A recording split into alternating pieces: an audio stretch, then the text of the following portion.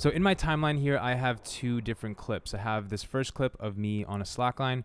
It's a bit of a shaky shot. And then I also have this time lapse of a mountain over here. Both of these are examples of clips that I would want to stabilize. So the first thing you want to do in the edit tab is you want to hit Shift Tab to reveal your inspector, or you can just press the inspector over here by enabling it.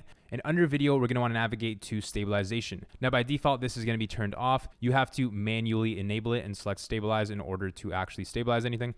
So we're just going to enable it over here. And honestly, 100% of the time, doesn't matter what I'm stabilizing, I'm always going to start off in the mode perspective. This is the one that works most of the time, and most of the time just does the best job. This is the one that I always start off with, so I just make sure that this drop down right here is set to perspective. Underneath this drop down, we have the camera lock option, and that allows us to basically remove all motion from our video so that the camera looks like it's locked on a tripod. Now, this setting works well, but it only works well in specific situations, and we're gonna be learning more about that in this lesson. Now, this zoom box over here basically just allows us to tell the program whether or not it has permission to zoom in on our image or not. When these programs stabilize our video, they are physically moving the video. They're rotating it, scaling it, and changing the position in order to compensate for the original camera movement. Now, if we leave zoom unchecked, then we're basically telling the program that we're not giving it permission to zoom in on our image. So we'll probably see black borders. We'll see the tops and the edges of our image moving left and right, rotating around and changing in position. And most of the time, you're not going to want that. So you're just going to want to leave zoom checked. And under that, we have a couple more settings that we can change here. The first one is cropping ratio. So the thing you need to understand about stabilizing your footage is that the program is going to crop in on your image. It needs to crop in order to create artificial camera movement that compensates for the original camera movement. So it needs to crop in a little bit in order to do that. Essentially, this cropping ratio value just limits how hard the stabilizer tries to stabilize.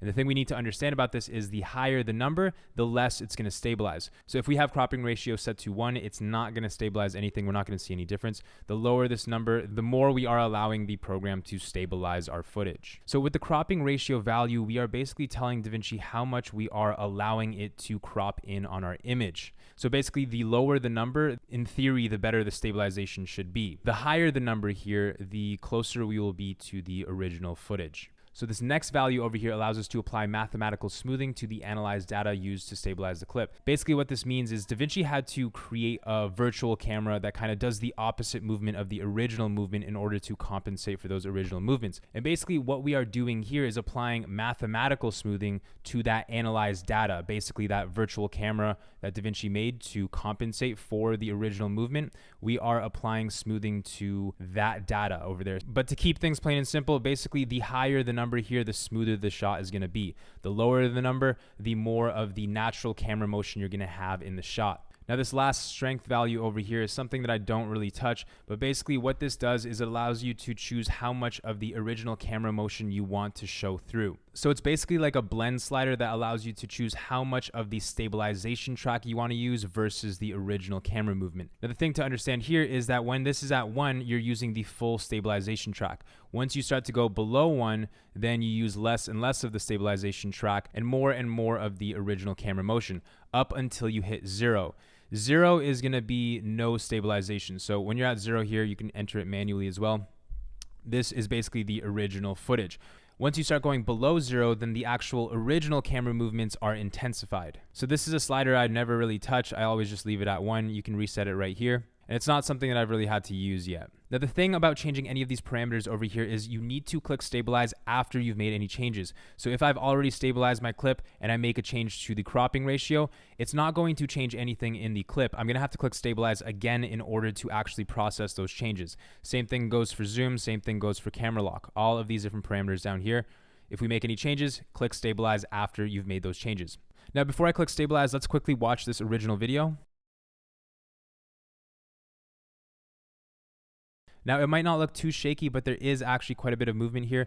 If we zoom in on the mountains in the background over here, let's just zoom in on those and just take a look.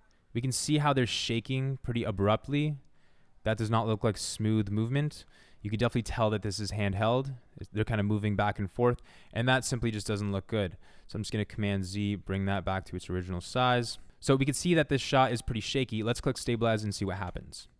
And the awesome thing about the stabilization in DaVinci is it's really fast. So now that we've stabilized the clip, let's zoom in over here to the mountains. And we can see they're a lot less jittery. Before, there was a lot more jitter. Things have definitely smoothened out. Now, let's play around with this even more. The cropping ratio, let's bring that down. Let's bring the smoothness up a bit, and let's click stabilize again. Now, let's take a look, see if this looks any better. Looks pretty good. Why don't we bring the smoothness up even more?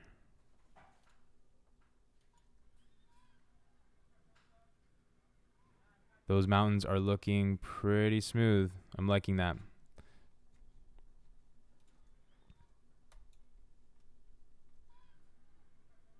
Much smoother. Now let's take a look at what this would look like if we change the cropping ratio to 1. Let's click stabilize.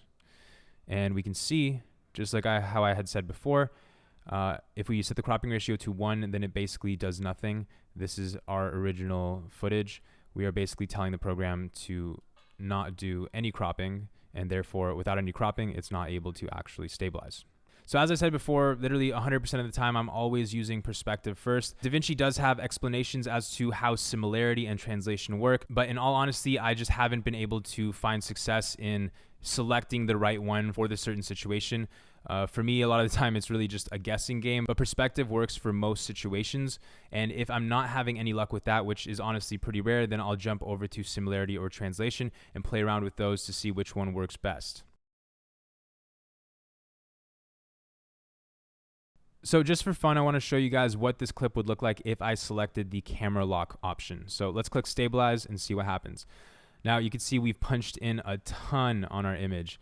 We are like probably zoomed in like, I don't know, 1,000 or 2,000%. And basically the reason that is because we are telling the program that we want this shot to look as though it is locked off. In order for this shot to actually look like it's on a tripod and it's locked off, you need to be filming the same thing, right? You need to be filming in the same direction. If you're shooting a landscape and you do a 180 turn, it's literally impossible to make that look as though it's a static shot, right?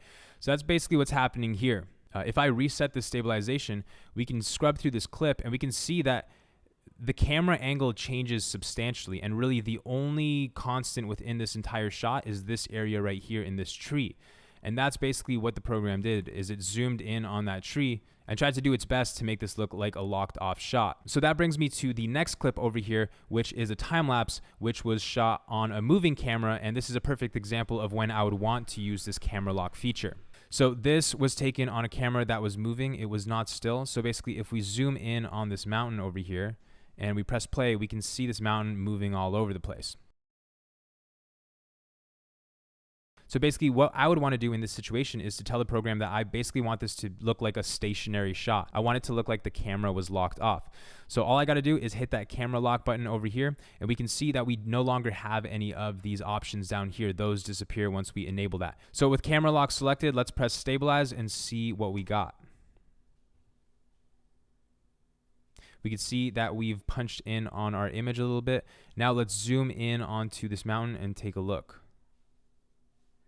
Much more stable. We can see that it is kind of warping a little bit, and that's because that's what the program is actually doing. It's literally warping the image in order for it to feel like it's staying in the same place. Now, when we play back this video fast, if I scrub through it like this, we can see that warping a bit more clearer, but we are not playing it that fast, and making those slight warps throughout time, in real time, to the naked eye, you can't really tell. So it works. It does a great job, and this shot looks like it's static.